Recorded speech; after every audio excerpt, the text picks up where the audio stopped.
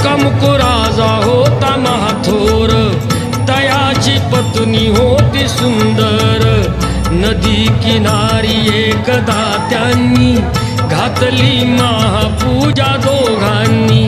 आलेक नौका त्याच मार्गानी, नाव भरलेली पूर्ण द्रव्यानी. होती व्यापारी साधू बाण्याची, रीत पाहण्यास आला पूजनाची.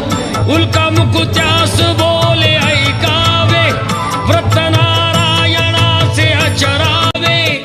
मनोइच्छित फळ मागावे, चरणी श्री हरीच्या लागावे.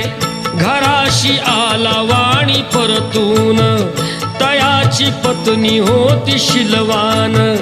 तयास नव्हते काही संतान, केला नव